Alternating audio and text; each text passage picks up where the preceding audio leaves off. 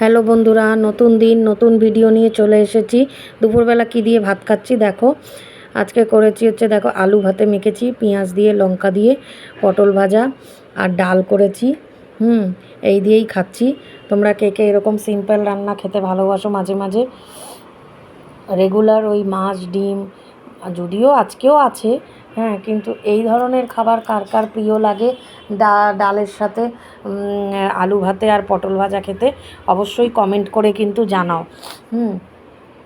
তোমাদের কার কার এরকম সিম্পল একদম মনে হয় মাঝে মাঝে এটা খেয়েই সব একদম স্বর্গের সুখ মনে হয়? আমার তো খুব মনে হয় মাছ মাংসর থেকেও এই খাবারগুলো খেয়ে ভীষণ ভীষণ শান্তি পাই আমি। মন প্রাণ থেকে একদম বলি যে রেগুলার এরকম ডাল আর ভাত, তার সাথে একটু আলু ভাতে হলেই হলো, আর একটা ভাজা যে কোনো হলেই আমি খুব তৃপ্তি সহকারে খাই। সবসময় ভালো লাগে না মাছ ডিম মাংস। যাই হোক, এই দিয়ে খাওয়ার পরে একটু চিকেন করেছিলাম আজকে। দেখো, চিকেন খাওয়ার জন্য আমি একদম এক পিস নিয়েছি, না নিলে নয়।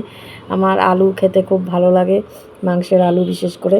এক পিসই আমি নিয়েছি, আমি খেতে পারি না, একদমই আমার ভালো লাগে না। সামান্য একটু ভাত দিয়ে চিকেনের পাতলা করেই ঝোল করেছিলাম, সেটা দিয়ে খাচ্ছি। ইচ্ছা না থাকলে খেতে হবে, এরকম একটা ব্যাপার। ঠিক এরকম হয়েছে, টেস্ট করারও তো ব্যাপার আছে, সেই জন্যেই আর কি। তা যাই হোক, আমি রান্না করি যখন তখন টেস্ট করে দেখি না একেবারে ডিরেক্ট, কিন্তু অনেকেই টেস্ট করে নুন ঝাল দেখে, আমি করি না।